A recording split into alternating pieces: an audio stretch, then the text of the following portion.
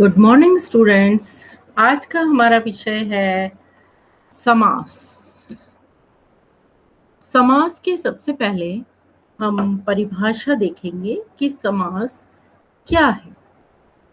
समास की परिभाषा विभिन्न अर्थ रखने वाले दो शब्दों या पदों, पूर्व पद तथा उत्तर पद के मेल से बना तीसरा नया शब्द या पद समास या समस्त पद कहलाता है तथा वह प्रक्रिया जिसके द्वारा समस्त पद बनता है समास प्रक्रिया कही जाती है। अब यहाँ हम देखते हैं कि समास किसे कहते हैं। यानी समास अनेक शब्दों को संक्षिप्त करके नया शब्द बनाने की प्रक्रिया को समास कहते हैं।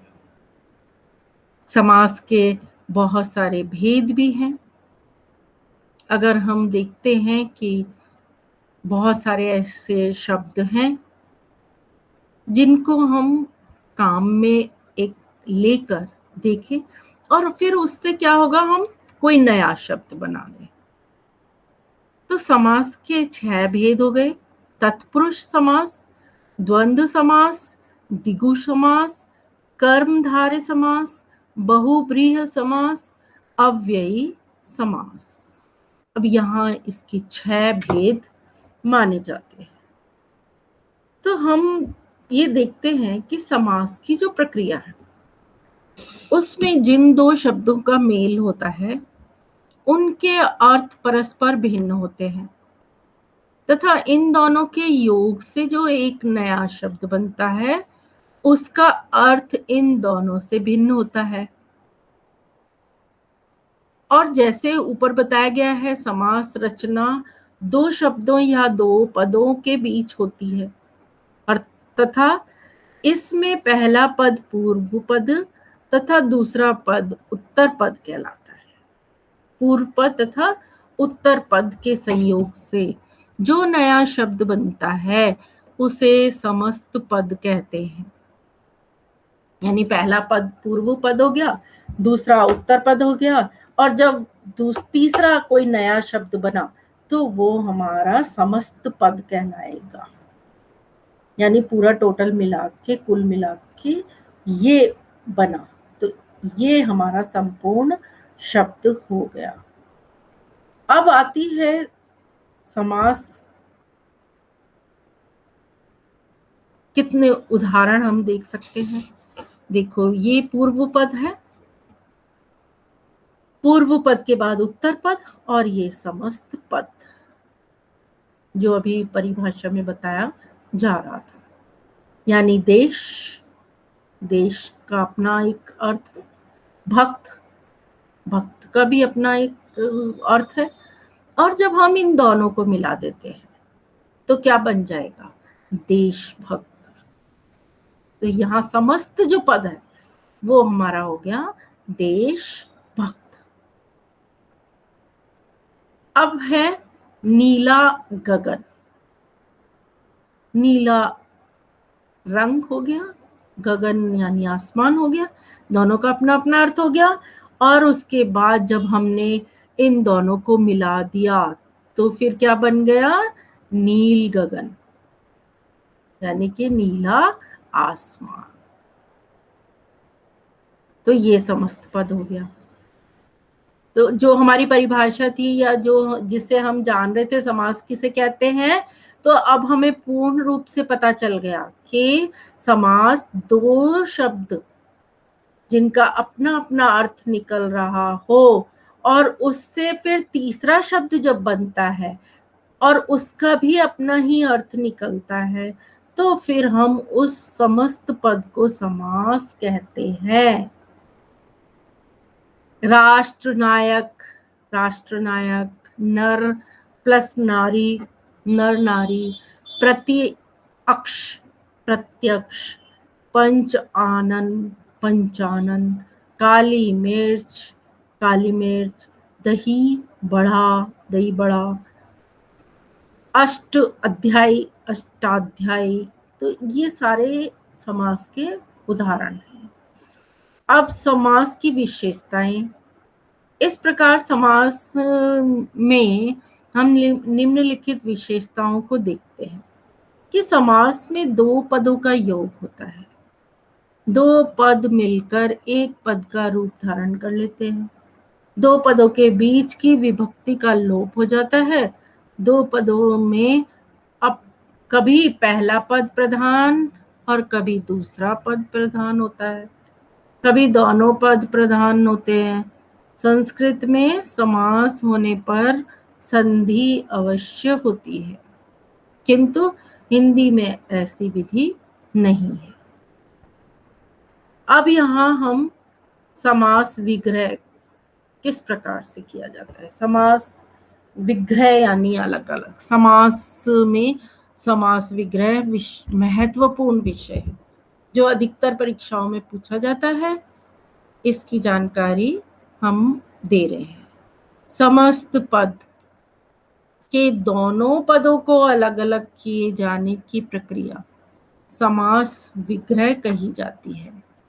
कि हमें समस्त पद दे दिया गया है, अब हमें उनके पूर्व पद और उत्तर पद निकालने हैं, तो फिर हम उन्हें विग्रह कर रहे हैं।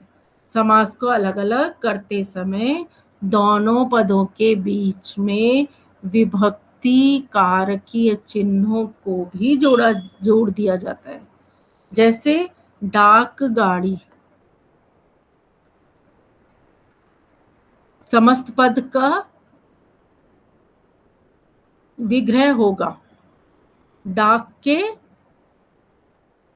लिए गाड़ी, अर्थात दोनों पदों के बीच के कारकीय चिन्ह के लिए जिसका लोप कर दिया गया था उसे पुनः यथास्थान लगा दिया है।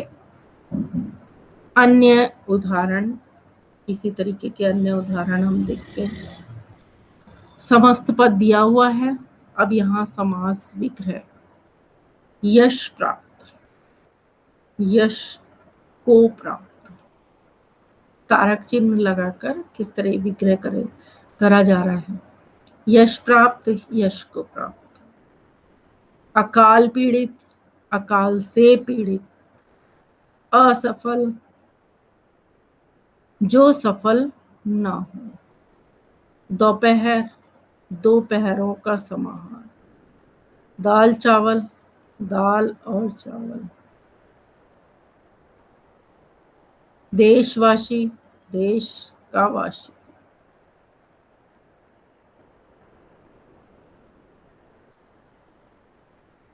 देशवासी। पीतांबर, पीत है जो अंबर। दशानन, दश है आनंद जिसके, यानी कि उसमें कारक चिन्ह वगैरह जोड़ के इसका विग्रह किया जाता है। अब हमारा इस समस्त पद और विग्रह के बाद हम ये देखते हैं कि इस तरह हम ये देख सकते हैं कि समास विग्रह जो प्रक्रिया है उसके दौरान दोनों पदों को अलग अलग किया जाता है तथा दोनों के बीच कोई न कोई कारकीय चिन्ह भी लगा दिया जाता है। अतः समास विग्रह वह प्रक्रिया है, समास विग्रह वह प्रक्रिया है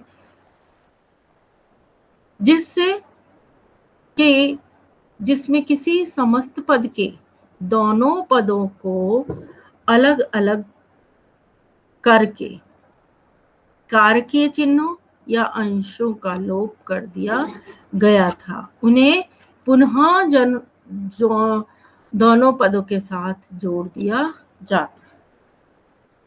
तो इसमें संधि और समास, संधि का समास में अंतर हम देख रहे हैं कि दोनों में अंतर क्या है। संधि भी इसी तरीके की होती है कि दो अगर शब्द हैं तो तीसरे को जोड़ना। तो हम इसमें ये देखते हैं कि बहुत से लोगों को संधि और समास के भेद में भ्रम रहता है। संधि का शब्द संधि का जो संबंध है वो किसी शब्द की दो ध्वनियों के बीच मेल से होता है। इसमें पहली, दूसरी और दोनों ध्वनियों में परिवर्तन हो जाता है, जबकि समास प्रक्रिया का संबंध दो शब्दों के मेल से नया शब्द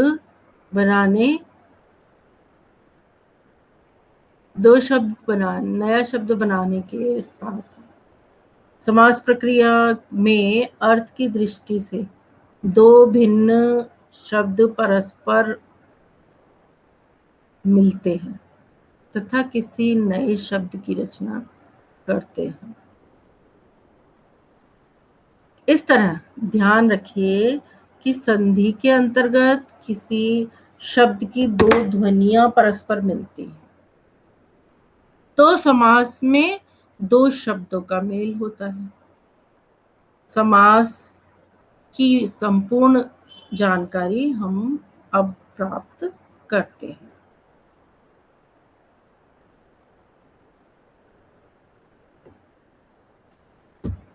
समास के भेद। समास के 6 भेद हैं।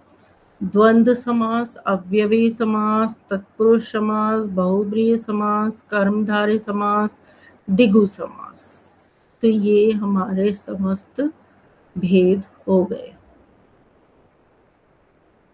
अगला है हमारा, अब इन समासों का विस्तार से अध्ययन करेंगे। पहला हमारा द्वंद्व समास। द्वंद्व समास में कोई पद गौण नहीं होता, बल्कि दोनों ही पद प्रधान होते हैं। समस्त पद बनाते समय दोनों पदों को जोड़ने वाले समुच्चय बोधक अवयवों और तथा अव्यय तथा या आदि को हटा दिया जाता है तथा विग्रह करते समय इनको पुनः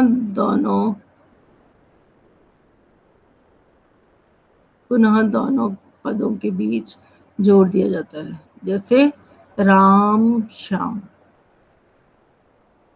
इसका विग्रह होगा राम और श्याम। बस। तो हम ये देखते हैं कि द्वंद्व समास में कोई भी पद जो है वो गौण नहीं होगा और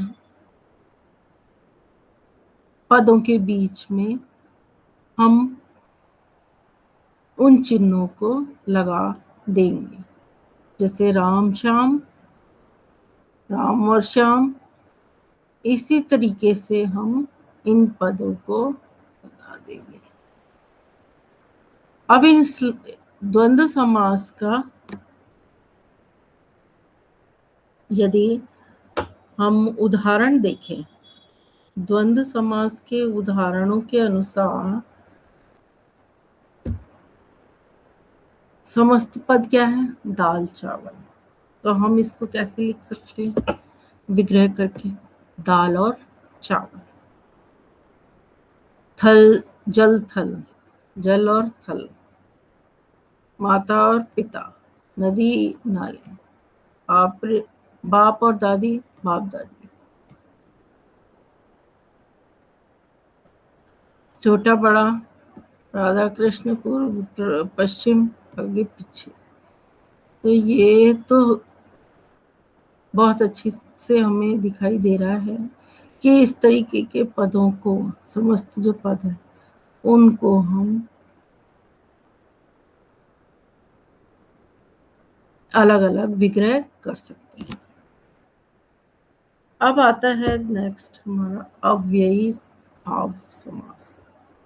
अव्ययी भाव समास में जिस समास का पहला पद कोई अव्यय अविकारी होता है उस समास को अव्ययी भाव समास कहते हैं। जैसे यथासंभव, समस्त पद तथा और समय के योग से बना है।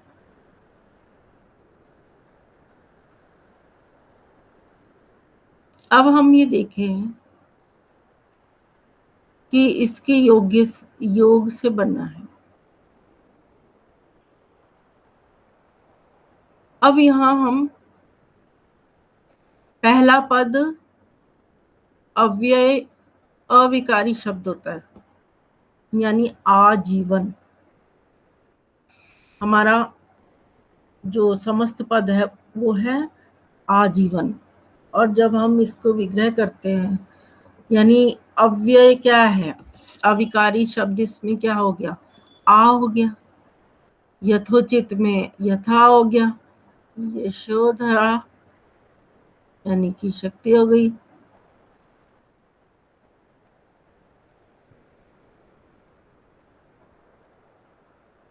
तो इनका चलने दो। फिर आजीवन, आ जीवन भर, यथोचित यथा जितना उचित हो, यथाशक्ति यथा शक्ति के अनुसार, भरपूर भर भर यानी कि पूरा भरा हुआ, आमरण आ मरण तक, बेमिसाल बे जिसकी मिसाल ना हो। तो इसमें जो पहला पद है वो हमारा अव्ययी होता है, अविकारी कहलाता है। फिर आता है कर्मधारय समास। कर्मधारय समास में ये चीज आपको ध्यान रखनी होगी कि कर्मधारय समास के दोनों पक्षों यानी दोनों जो पद हैं उनके बीच दो तरह के संबंध हो सकते हैं। विशेषण विशेष्य तथा उपमेय और उपमान, इस तरीके के दो संबंध उनमें पाए जा सकते हैं। विशेषण विशेष संबंध वाले कर्मधारय समास हम इस तरीके से देख सकते हैं कि विशेषण विशेष्य और समस्त पद और विग्रह कर रहे हैं। नील गाय, नील गाय, अब विग्रह किया तो क्या आया, नील नीली है जो गाय। महा आत्मा, महात्मा, महान है जो आत्मा। भला मानस, भला है, भला मानस, भला है जो मानस। पर नारी, इसका मतलब हुआ पराई है जो नारी। उत्तम पुरुष,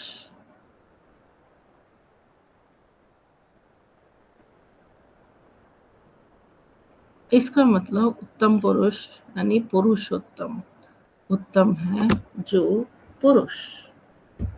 अगला आता है अन्य जो उदाहरण दिए हुए हैं समस्त पद में। काली मिर्च, काली है जो मिर्च। का पुरुष, कायर है जो पुरुष। सत्धर्म, सच्चा है जो धर्म। प्रधानमंत्री, प्रधान है जो मंत्री।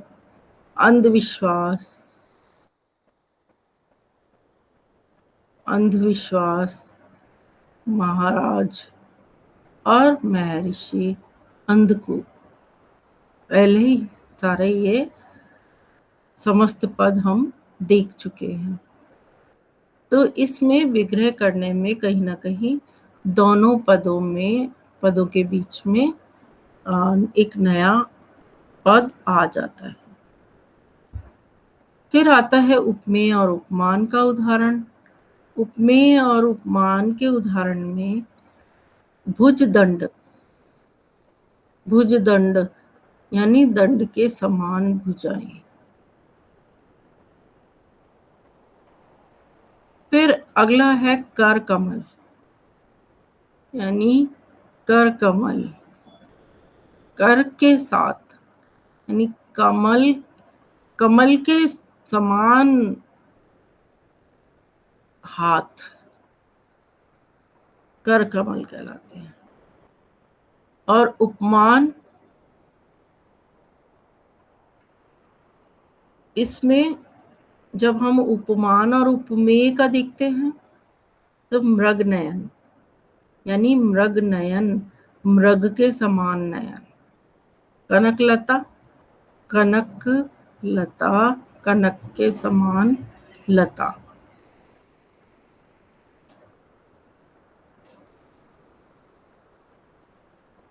अब इन उदाहरणों के बाद हमने ये देखा कि कर्मधारय जो समास है उसमें दो तरीके से, उपमेय उपमान के तरीके से और अन्य तरीकों से भी समास बन सकता है।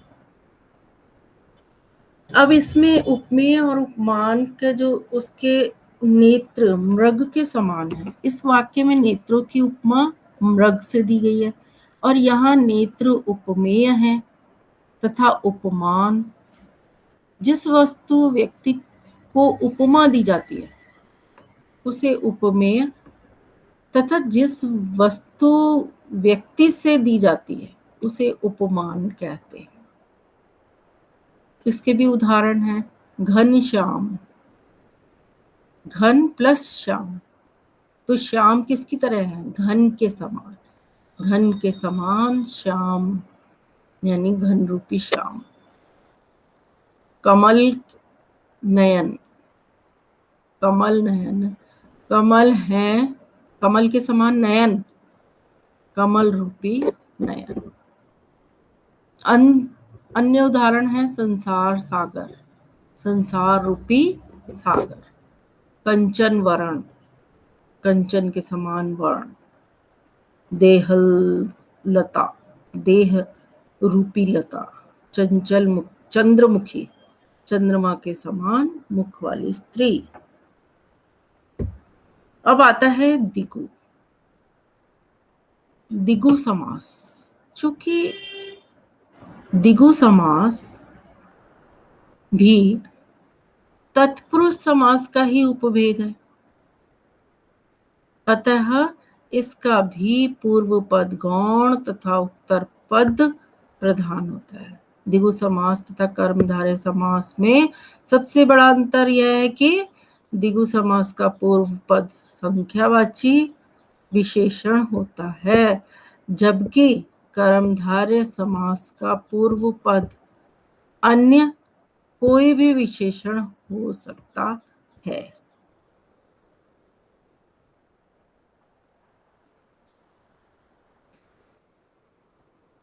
सबसे महत्वपूर्ण बात यह है कि दिगु समास का उत्तर पद किसी समूह का बोध कराता है। यदि विग्रह करते समय उत्तर पद के साथ समूह या समाहार शब्द का प्रयोग नहीं किया गया हो तो पूर्व पद संख्यावाची होते हुए भी यह कर्मधारय समास कहलाएगी। दिगु समास के उदाहरण। दिगु समास के उदाहरण निम्न प्रकार से दिखाए गए हैं। पहला समस्त पद हम देख रहे हैं पंचतंत्र, 5 हैं तंत्र, जो 5 तंत्रों का समाहार। इसका जब हम समास में विग्रह करेंगे, विग्रह किया है लेकिन दिगु समास में विग्रह करने पर पंचतंत्रों का समाहार। अष्ट सिद्ध, अष्ट सिद्धियां हैं जो, अष्ट सिद्धियों का समाहार।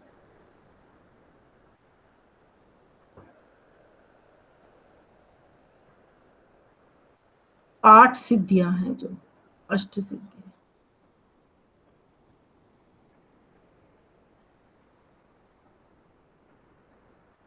और अष्ट सिद्धि। अब चतुर्भुज,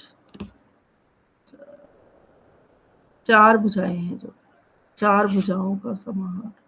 चवन्नी, 4 आने हैं जो, 4 आनों का समाहार। तो इस तरीके से इसमें विग्रह भी है कर्मधारय में और उसके बाद द्विगु समास को दिखाया गया है। इसके और उदाहरण अगर हम देखते हैं, अन्य उदाहरण, दुराहा, दो राहों का समाहार। सतसई, 700 दोहों का समाहार। तिरंगा, 3 रंगों का समाहार। दशानन, 10 हैं जिसके मुख। पंचवटी, 5 वट वृक्षों का समूह। सप्ताह, 7 दिनों का समूह। पंजाब, 5 आबों का समाहार। अठन्नी, 8 आनों का समाहार। नवग्रह, 9 ग्रहों का समाहार। तो इस तरीके से ये समास हमें दिखाई दे रहे हैं। अब हम देखते हैं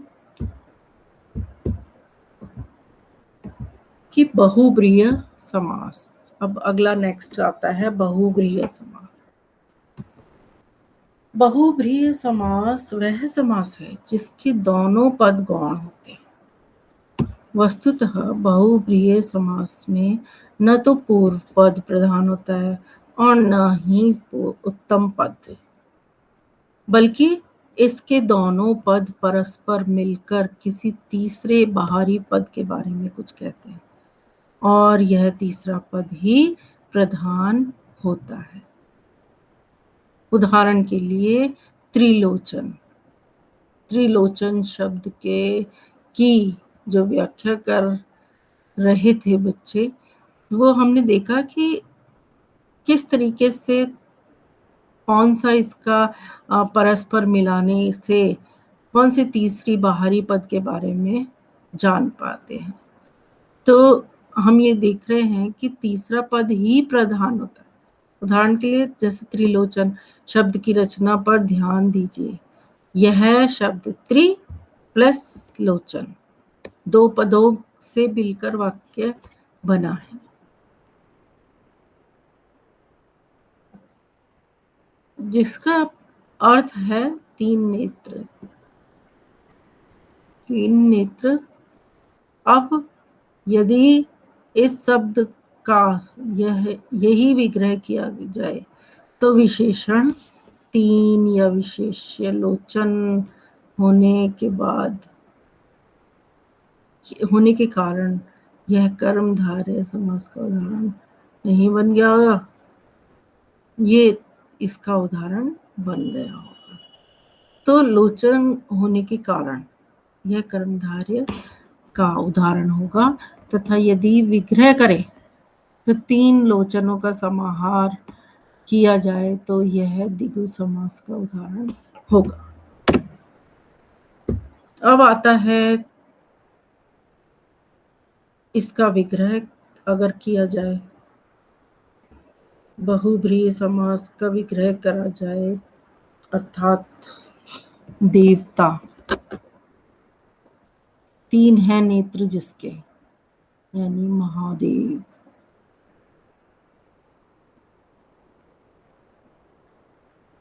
तो यही उदाहरण बहुब्रीहि समास का हो जाएगा, क्योंकि इस विग्रह में त्रि तथा लोचन दोनों पद मिलकर तीसरे पद महादेव की विशेषता बता रहे हैं।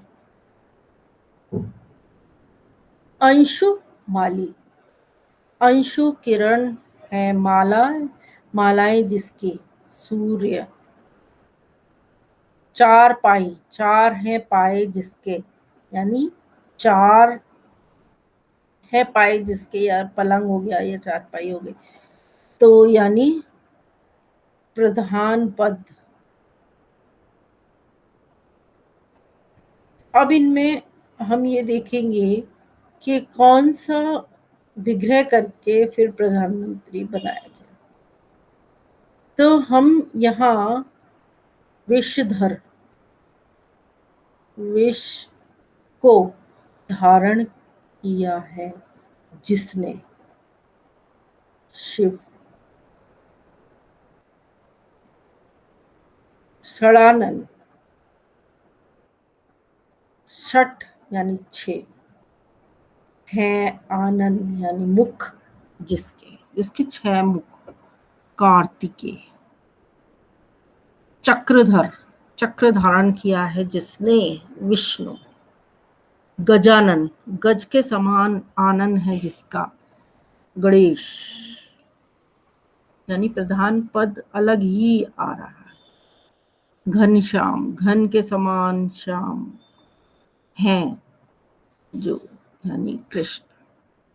तो कोई अलग से ही प्रधान पद निकल कर आ रहा है।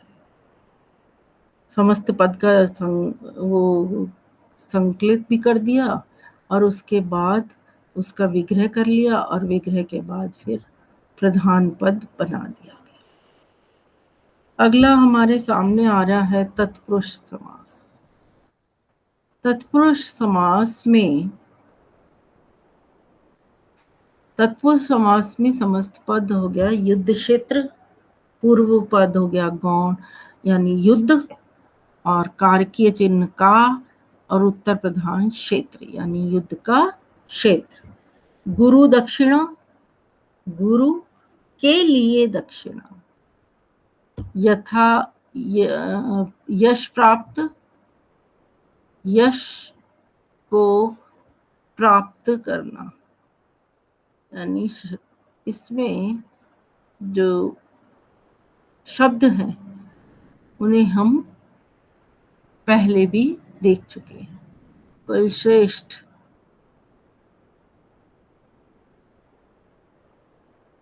कुल में श्रेष्ठ।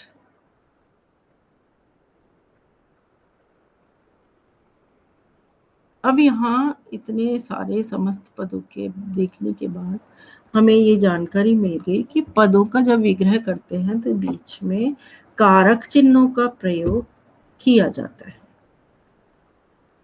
अब इन कारक चिन्हों के प्रयोग के बाद हम इन कारक चिन्हों के उदाहरणों को देखते हुए चल रहे हैं।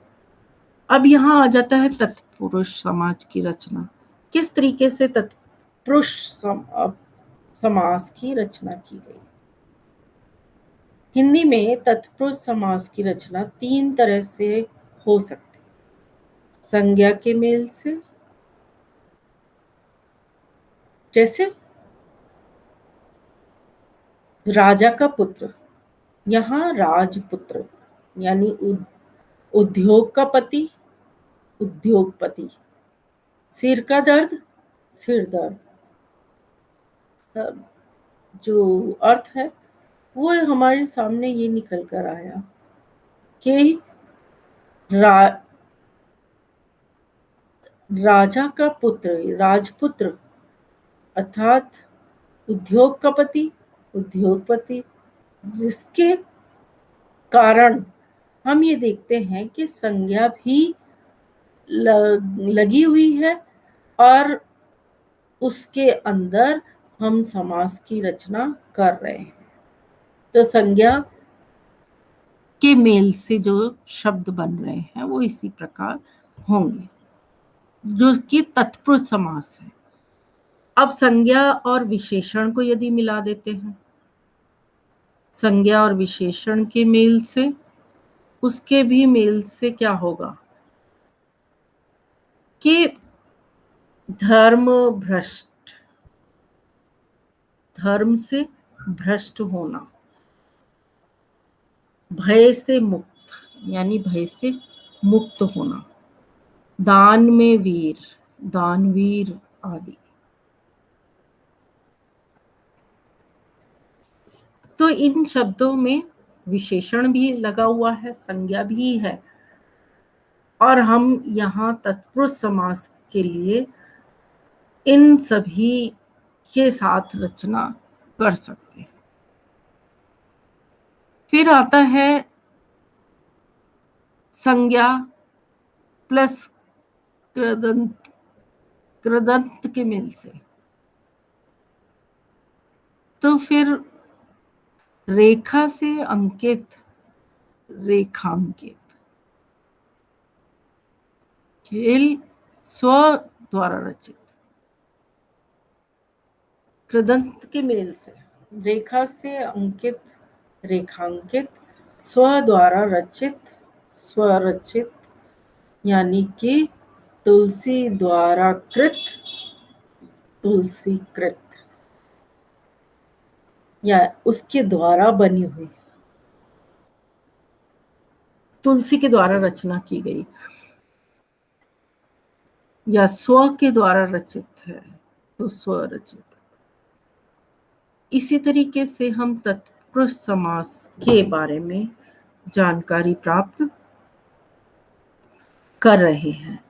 अब यहाँ जब हम तत्पुरुष समास की बात करते हैं तो यहाँ हम देखते हैं कि जिस पद में, जो भी संपूर्ण एक पद है, उसमें पूर्व पद भी हमें दिखाई दे रहा है, गौण होता है, और यहाँ उत्तर पद भी हमें गौण दिखाई देता है।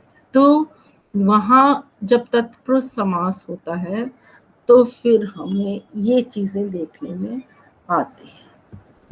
और चूंकि तत्पुरुष समास का जो पूर्व पद है, जो पहले आया है, वो विशेषण होता है, अतः गौण होता है, तथा उत्तर पद जो बाद में आता है, जो पद बाद में आ रहा है, वो विशेष होने के कारण, विशेष होने के कारण क्या हो जाता है, प्रधान हो जाता है। तो इसमें हम इस पद को देखकर ये पता नहीं कर सकते कि कौन सा किसके लिए चंद्रमुखी, चंद्रमुख जो चिन्ह है वो हमारे समास करते समय दिया गया था। अब उन्हें जब हम जोड़ रहे हैं तो जैसे रोग मुक्त होने से मुक्त साथ है, वो किस तरीके से लगेगा, यानी कि रोग मुक्त से मुक्त,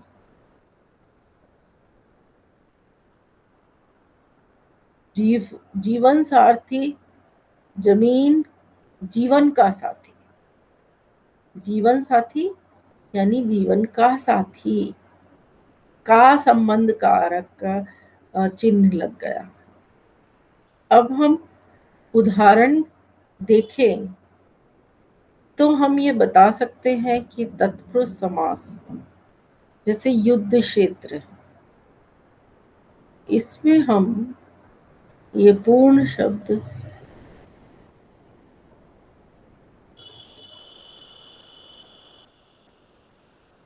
तो ये पूर्ण किससे हो रहा है, उत्तर पद से, और उत्तर पद क्या है, प्रधान है, और पूर्व पद गौण है। युद्ध का क्षेत्र, कारकीय चिन्ह का माना जाएगा। फिर इसमें आ जाता है गुरु दक्षिणा। गुरु दक्षिणा से हमें ये पूर्व पद निकाला, विग्रह किया, तो हमें पहला पद कौन सा मिला, गुरु, और फिर दूसरा मिला दक्षिणा। अब गुरु दक्षिणा किसके लिए है, गुरु के लिए दक्षिणा, तो यहां हम गुरु दक्षिणा मान लेते हैं। अब यश प्राप्त, यश को प्राप्त, यानी पहला पूर्व पद तो हो गया यश, और कारकी चिन्ह आ गया को, और उत्तर पद प्राप्त करना, यानी कि यश प्राप्त करना, यश को प्राप्त करना। फिर इसमें एक और शब्द है कुल श्रेष्ठ, यानी कुल माने समस्त लोग और श्रेष्ठ माने अच्छे। अब इसे हम मिला दें तो बन जाएगा कुल श्रेष्ठ। कुल में श्रेष्ठ, यश को प्राप्त, गुरु के लिए दक्षिणा, यह राज्य द्वारा युद्ध द्वारा युद्ध का क्षेत्र जांचना।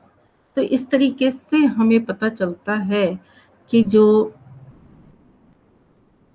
पद है वो किस तरीके से पूर्व पद और उत्तर पद बन जाता है। अब हमारे ये तत्पुरुष समास था। अब हमने देखा यहाँ पर 6 समास के बारे में। पहले हमने द्वंद्व समास, फिर अव्ययी समास और तत्पुरुष समास, बहुब्रीहि समास, कर्मधारय समास, द्विगु समास। तो इन सभी समासों को यदि आप हिंदी कक्षा में पढ़ लेते हैं तो फिर आपका जो समास का जो चैप्टर है या जो टॉपिक है वो आपका पूर्ण रूप से सही जाए। तो हमें इस समास की जानकारी हो जाती है। अब यहाँ हम इन टॉपिक्स, इन विषयों के समाप्त होने पर हम ये देखते हैं कि ये महत्वपूर्ण लिंक है। इन महत्वपूर्ण लिंकों के माध्यम से आप समास के विषय में और अधिक जानकारी प्राप्त कर सकते हैं। इन सभी समासों के विषय में एक एक करके, प्रत्येक करके, एक एक करके हम इनकी जानकारी प्राप्त कर सकते हैं। और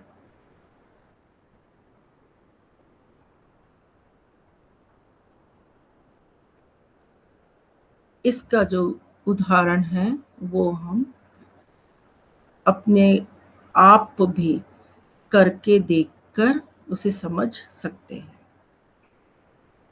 अब इन सभी लिंक के बाद हमारे सामने आते हैं कुछ महत्वपूर्ण प्रश्न।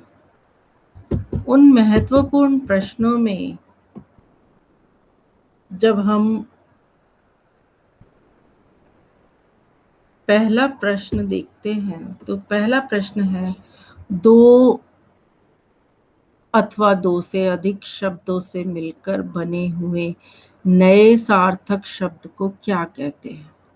संधि कहते हैं, समास कहते हैं, अव्यय कहते हैं, छंद कहते हैं। ये हो गया समास। सही उत्तर है इसका समास। अब दूसरा प्रश्न है, समास का शाब्दिक अर्थ होता है संक्षेप, विस्तार, विग्रह, विच्छेद। समास का शाब्दिक अर्थ होता है संक्षेप।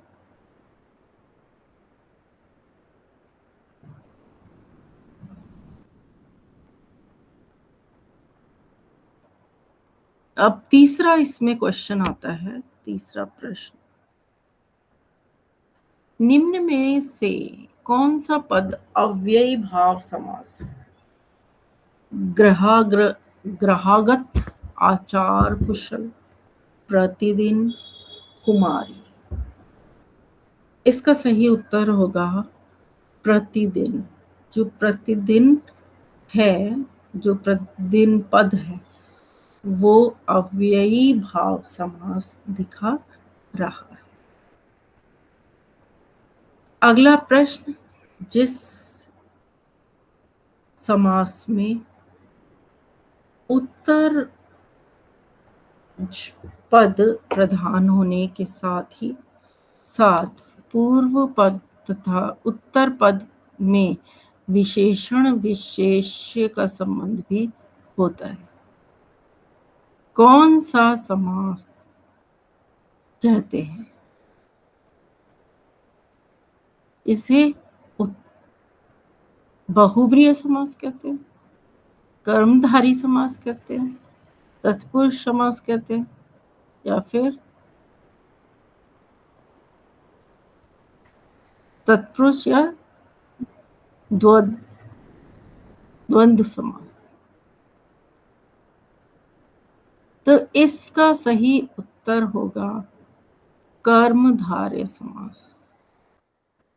कर्मधारय समास में जिस समास में उसमें क्या होता है कि उत्तर पद जो होता है वो प्रधान होता है, और उसके साथ साथ पूर्व और उत्तर पद में जो विशेषण है, जो विशेष्य का संबंध होता है, विशेषण और विशेष्य का संबंध होता है, कौन सा समास, उस समास को कर्मधारय समास कहते हैं। अगला प्रश्न है, निम्न में से कर्मधारय समास किसमें है? कर्मधारय समास किसमें है? चक्रपाणि, चतुर्गम, नीलोत्पलम, माता पिता। सही उत्तर है नीलोत्पलम। अगला प्रश्न है, जिस समास के पदों, दोनों पद अप्रधान होते हैं वहां पर कौन सा समास है?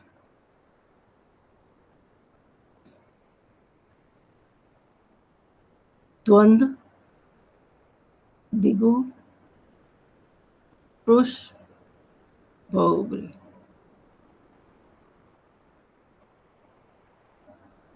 सही उत्तर इसका सही उत्तर होगा बहुब्रीय। बहुब्रीय समास। बहुब्रीय में क्या होता है कि जो समास है उसके जो दोनों पद हैं वो प्रधान होते हैं, और वहां पर फिर दोनों पदों के प्रधान होने के बाद एक समस्त पद हमारे सामने आता है। तो यहाँ बहुब्रीय जो समास है वहाँ हमारे दोनों पद अप्रधान होते हैं। अगला प्रश्न है, जितेंद्रिय में कौन सा समास है? द्वंद्व समास, बहुब्रीय समास, तत्पुरुष समास, कर्मधारय समास। सही उत्तर है इसका बहुब्रीय समास।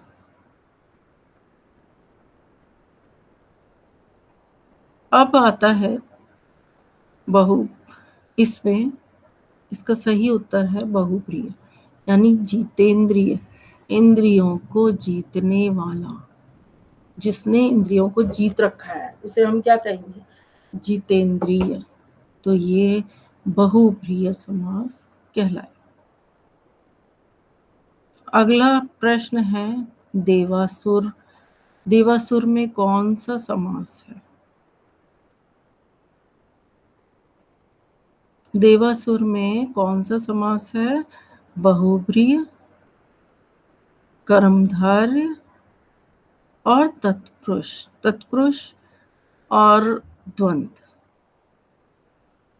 तो देवासुर में जब हम समास देखते हैं देव प्लस असुर, तो बहुब्रीय भी नहीं हो सकता, कर्मधारय भी नहीं हो सकता। यहाँ इसका सही उत्तर होगा द्वंद्व समास। इसका सही उत्तर है द्वंद्व समास। अब इसके बाद, इन समास के बाद, अब इसका जो अगला प्रश्न हमारे सामने आता है, देशांतर में कौन सा समास है? बहुब्रीय, द्विगु, तत्पुरुष, कर्मधारय। तो देशांतर में हमें देश प्लस अंतर, देशांतर। इसमें हमें ये देखने के लिए मिल रहा है कि देश और अंतर यानी कि दोनों ही पद अप्रधान पद नजर आ रहे हैं। तो हमारा जो समास है वो सही उत्तर इसमें होगा तत्पुरुष समास। बहुब्रीहि भी नहीं है, द्विगु समास भी नहीं लग रहा, कर्मधारय भी नहीं लग रहा, तो फिर हमें यह हमारा सही उत्तर लगेगा तत्पुरुष समास। अब तत्पुरुष समास के बाद हम अगले प्रश्न पर जाते हैं। अगला प्रश्न है दीनानाथ। दीनानाथ में कौन सा समास है?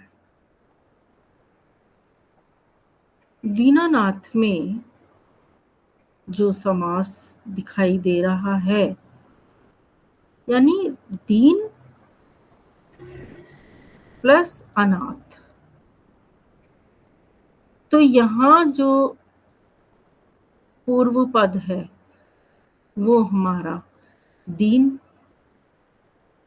और जो उत्तर पद है वो हमारा अनाथ है। अगर हम दीन पूर्व पद को और अनाथ उत्तर पद को देखते हैं तो ये एक तरह से कर्मधारय समास हो सकता है, बहुब्रीहि समास हो सकता है, द्विगु समास हो सकता है या फिर द्वंद्व समास हो सकता है। तो इसमें से हमें सही उत्तर चुनना होगा और सही उत्तर इसमें है, हमारा सही उत्तर इसमें हमें दिखाई दे रहा है कर्मधारय समास। तो जो कर्मधारय समास है वो दीनानाथ, दीनानाथ शब्द कर्मधारय समास में सम्मिलित होता है। अब हमारे जो समास हैं, समास का जो विषय है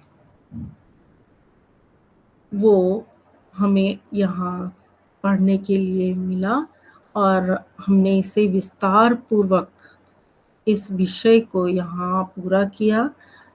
पहले हमने समास के बारे में देखा, समास की परिभाषाएं, समास किसे कहते हैं, इसमें कितने पद होते हैं, समास के भेद कितने हैं और फिर उन भेदों की हमने अलग अलग उनकी विस्तार से उनका अध्ययन किया।